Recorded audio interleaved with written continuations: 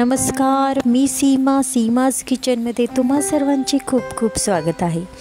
मित्रांनो, महाशिवरात्री जवळ आलेली आहे आणि या महाशिवरात्रीच्या उपवासामध्ये एक आवर्जून पदार्थ केला जातो, तो म्हणजे कवटाची बर्फी। ही बर्फी कोल्हापूर जवळील नरसोबावाडीमध्ये खूप प्रमाणात केली जाते, म्हणजे तिकडे जास्त प्रमाणात फेमस आहे। त्याच पद्धतीने आज आपण इथे कवट बर्फी बनवत आहोत। ही बर्फी उपवासाला खाल्ली जाते। याच्यामध्ये बऱ्याच प्रमाणात औषधी गुणधर्म आहेत। हे कवटाचे फळ का खाल्ले जाते, कसे खायचे, परत ते पिकलेले कसे असते, या संपूर्ण माहितीसह एक व्हिडिओ मी अपलोड ऑलरेडी केलेला आहे। त्याची लिंक मी शेअर करते, ती सुद्धा तुम्ही जरूर पहा। आता आपण बर्फी तर बनवलेली पाहिलेलीच आहे। चला तर मग आता आपण ही बर्फी कशी बनवली आहे ते पाहूया। इथे मी 2 कवट घेतलेले आहेत। हे डिसेंबर ते जानेवारी दरम्यान आपल्याला मार्केटमध्ये मिळतात। पहा, वरून हे टणक असतात आणि यामध्ये आत गर असतो। नेहमी हे फळ नेहमी असे पिकल्यानंतरच खायचे आहे।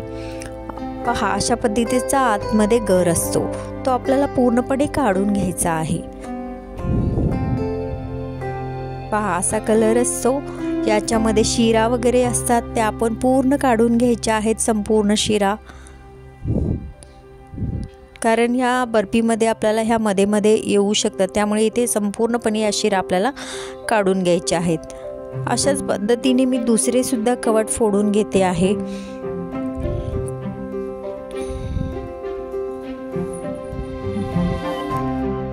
मी तुम्हाला सांगितले की कोल्हापूर जवळील ते दत्त दिगंबराचे स्थान आहे।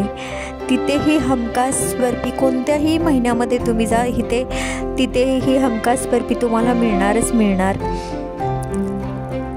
आता हे आपण कवट फोडून घेतलेले आहे। याच्या संपूर्ण शिरा आपल्याला काढून घ्यायच्या आहेत। मी इथे मिक्सरच्या भांड्यामध्ये हे टाकून घेते आहे, कारण मला यामध्ये बिया असतात, त्या बिया या बर्फीमध्ये जास्त प्रमाणात नको आहेत, म्हणून मी हे थोडेसे बारीक करून घेते। म्हणजे जास्त प्रमाणात बारीक सुद्धा करायचं नाहीये, नाहीतर याला पाणी सुटू शकते, म्हणून थोडंसं आपण मिक्सरमधून फिरवून घेऊया। यातील बिया सुद्धा चवीला छान लागतात। पहा, मी अशा पद्धतीने हे थोडेसेच बारीक करून घेतलेले आहे आणि हे आता आपण एका वाटीने मोजून घेऊया। 1 वाटी इथे मी हा गर झालेला असल्यामुळे इथे 1 वाटी गुळाचा वापर केलेला आहे। आता आपण एका पॅनमध्ये तूप घालून घेऊया। 1 टीस्पून तूप इथे मी वापरलेले आहे। सुरुवातीला आपण 1 वाटी गूळ, किसलेला गूळ आहे, तुम्ही कोणत्याही प्रकारचा गूळ घेऊ शकता किंवा साखरसुद्धा वापरू शकता। आणि हा जो गर आहे तो दोन्ही मिक्स करून आपण एकाच वेळी टाकून घ्यायचा आहे। मध्यम आच ठेवायची आहे गॅसची आणि पूर्णपणे हे विरघळवून घ्यायचं आहे। थोडेसे हलवून घ्यावं लागेल, कारण याच्यामधील ज्या गाठी आहेत त्या पूर्णपणे आपल्याला मोडून घ्यायच्या आहेत। कारण हा गर तसा आपण मिक्सरमधून फिरवून घेतलेलाच आहे, तरीसुद्धा या गुळामध्ये मिक्स होण्यासाठी आपण याला सतत हलवून घेऊया। याच्या आधीसुद्धा मी या कवटापासून सरबत बनवलेली आहे। त्याचबरोबर कवठाची चटणी जेवणासोबत खाण्यासाठी ती सुद्धा खूप छान लागते। आंबट तिखट गोड अशी चटणी आहे।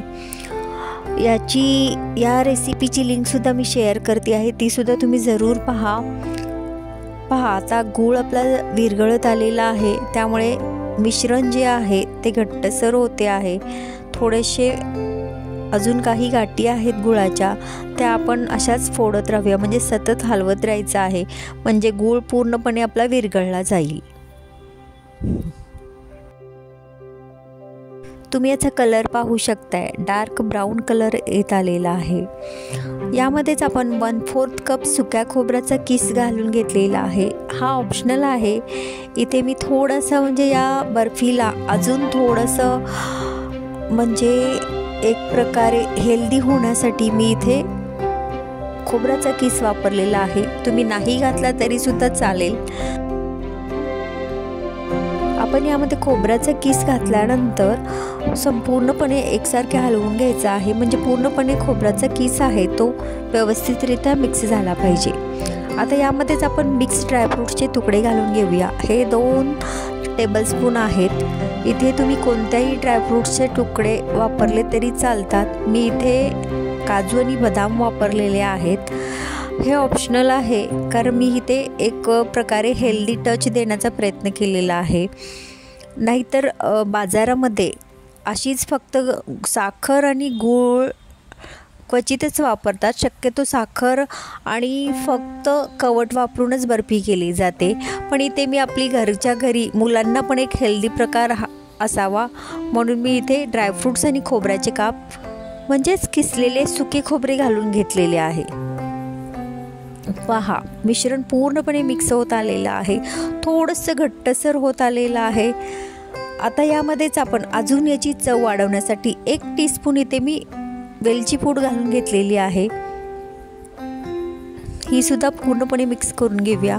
मिश्रण थोडंसं घट्टसर म्हणजे तव्याला पूर्णपणे आता निघत येत आहे, त्यामुळे आता आपल्याला हे गॅस बंद करायचा आहे. आता मी पूर्णपणे गॅस बंद केलेला आहे, तरीसुद्धा थोडेसे हलवून घेते. तुम्ही पाहू शकताय पूर्णपणे आपले मिश्रण ड्राय होत आलेले आहे. आता आपण हे एका तूप लावलेल्या ताटामध्ये किंवा एखाद्या आपल्याकडे जर चौकोनी आकाराचं कोणतंही भांडं असेल त्यामध्ये हे काढून घेऊया, म्हणजे चौकोनी आकारातील वड्या आपल्याला कापता येतील.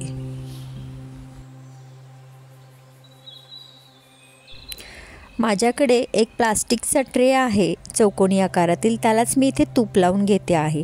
तूप एवढ्यासाठी लावायचं आहे की आपल्या ज्या वड्या आहेत त्या पटकन निघल्या जातील, म्हणून आपण या ट्रेला तूप लावून ग्रीस करून घेतलेले आहे.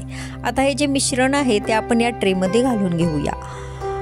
गरम असतानाच आपल्याला पूर्णपणे हे पटापट असं पसरवून घ्यायचं आहे. थोडंसं आपल्याला या उलटण्याला मी तूप लावून घेतलेलं आहे, त्यामुळे हे तुम्ही पाहू शकताय पटपट असं पसरलं जात आहे. टॅप करून घ्यायचं आहे थोडं, म्हणजे जी बर्फी आहे ती खाली थोडीशी पोकळ नाही राहिली पाहिजे. याच्यावरती आपण ड्रायफ्रूट्सचे काप घालून घेतलेले आहेत. खूप छान दिसते बर्फी ही. तसेच थोडंसं अजून हेल्दी होण्यासाठी इथे मी थोडीशी खसखस वापरलेली आहे वरून गार्निशिंग करता. दिसायला सुद्धा खूप छान बर्फी दिसते. पहा, अशा पूर्णपणे ड्रायफ्रूट्स आणि खसखस घातल्यानंतर अशा पद्धतीने हलकेसं टॅप करून घ्यायचं आहे वरून, म्हणजे हे पूर्णपणे ड्रायफ्रूट्स त्याच्यावर बसले जातील. 2 तास ही बर्फी मी सेट करून घेतलेली आहे आणि 2 तासानंतर मी हे आता वरून सुरीने चांगलं चौकोनी आकारात आपण काप करून घ्यायचे आहे. किती छान सेट झालेली आहे आपली बर्फी. आपली कवट बर्फी तर रेडी झालेली आहे. जर तुम्ही माझ्या चॅनलवर नवीन असाल तर माझ्या चॅनलला सबस्क्राईब करायला विसरू नका.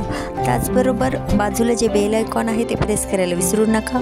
माझी रेसिपी जर तुम्हाला आवडली असेल तर व्हिडिओला लाईक करा, जास्तीत जास्त शेअर करा आणि या महाशिवरात्रीला तुम्हीसुद्धा करून पहा. त्याचबरोबर आपण पुन्हा भेटूया अशाच एखाद्या नवीन रेसिपीसोबत. तोपर्यंत स्वस्त खा, मस्त रहा, नेहमीच आनंदी रहा. रेसिपी पाहिल्याबद्दल धन्यवाद.